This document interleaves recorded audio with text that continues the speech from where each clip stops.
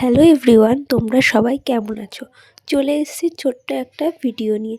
তো আজকে সকাল সকাল ঘুম থেকে করে রেডি হয়ে গেছি ঘুরতে বেড়ানোর জন্য। তো আজকে আমরা যাচ্ছি কালনা আমার বাড়ির লোকের সাথে। তো ফার্স্টে আমাদের বাড়ির কাছের বাতকুল্লা স্টেশনে চলে এসেছি। ওখান থেকে ট্রেন ধরে আমরা কালিনারায়ণপুরে যাই। তারপরে ওখান থেকে শান্তিপুরে ট্রেন ধরে শান্তিপুরে নামি। তো শান্তিপুরে নেমে এখান থেকে টোটো ধরে আমরা কালনা ফেরিঘাটে যাওয়ার জন্য বেরিয়ে পড়েছি। এখানকার রাস্তাঘাট বেশ ভালোই, আর আমি শান্তিপুরে ফার্স্ট টাইম এসেছি। তো দেখতে দেখতে আমরা এদিকে কালনা ফেরিঘাটে পৌঁছেও গেছি। গিয়ে আমরা এখানে টিকিট কেটে লঞ্চে উঠে পড়েছি। তারপরে খানিকক্ষণ লঞ্চটা ভর্তি হওয়ার পরে লঞ্চটা ছেড়েও দিল। তো এখানে গঙ্গার দৃশ্যটা খুব সুন্দর লাগছিল।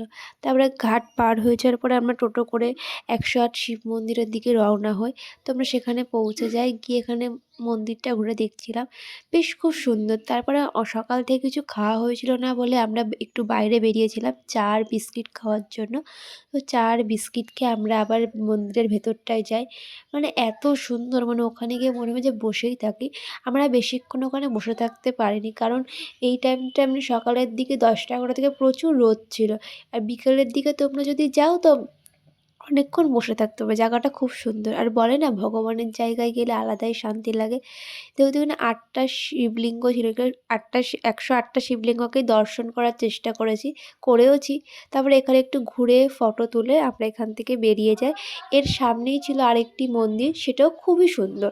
মানে এত সুন্দর বললাম যে রোদের টাইমে এখানে তুমি ঘুরে হয়তো মজা পাবে না, বাট বিকেলের দিকটা সেটা ঘুরে খুব শান্তি। তো এখানে আমরা ঘুরে দেখছিলাম। ওই মন্দিরটা এখানে রাধাকৃষ্ণ ছিল, খুব সুন্দর মিষ্টি লাগছিল। তারপরে ওখান থেকে আমরা বেরিয়ে যাই অম্বিকা কালনা বড় মায়ের দর্শন করতে।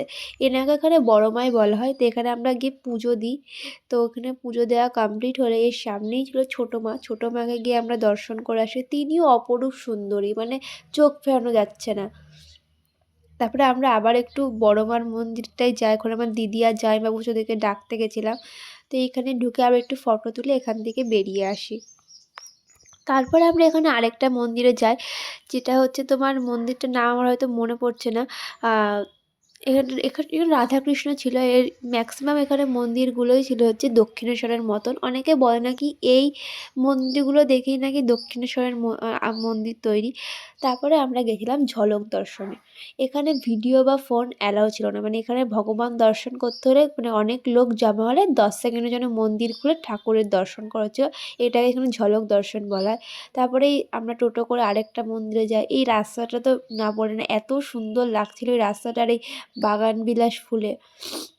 তারপর আমরা আরেকটা মন্দিরে যাই, সেখানেও মানে ঠাকুরের জায়গাটা ফোন ক্যামেরা অনেক জায়গাতে অ্যালাউ ছিল না। তারপরে আমরা এদিকে নিত্যানন্দ প্রভুর এখানে নাকি বিবাহ হয়েছে, সেই বিবাহ স্থানটা দেখি। নাকি অনেক বছরের পুরনো একটা কুল গাছ। এখানে ভেতরে তোমার আদি শিল ধরা, মানে যেই শিল, ওই শিলও ছিল, তো ওটাকে আমরা প্রণাম করি। তারপর এখানে একটু ঘুরে দেখছিলাম, মানে এত বছরের পুরনো এখন জায়গাগুলো কত সুন্দর আছে। তারপরে এখান থেকে আমরা যাই আরেকটা মন্দিরে। আমরা অনেকগুলো মন্দির ঘুরেছি, তবে কোনটার কোন নাম ভুলে গেছি। তো এখানে একজনের চরণস্থল ছিল, চরণের ছাপ ছিল, সেটার নাম মনে পড়ছে না। তারপরে এর পিছনে ছিল ৬০০ বছরের পুরনো তেঁতুল গাছ। আবার গাছটা মানে সব জায়গায় গেলে মানে আলাদাই শান্তির, এত ছায়া। তারপরে আমরা ওখান থেকে সব মন্দির ঘোরা হয়ে গেলে বেরিয়ে পড়ি ঘাটের উদ্দেশ্যে।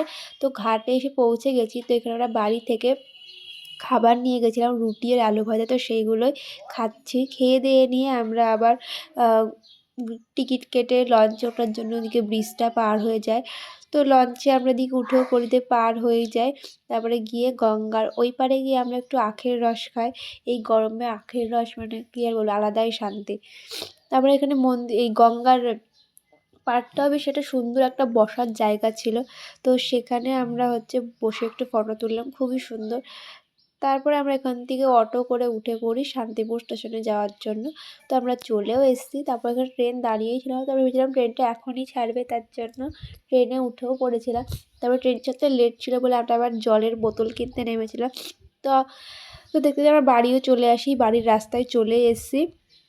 তো আজকের ভিডিওটা এই পর্যন্ত। তোমাদের যদি ভালো লেগে থাকে তাহলে অবশ্যই লাইক, কমেন্ট, শেয়ার আর সাবস্ক্রাইব করতে ভুলো না। টাটা।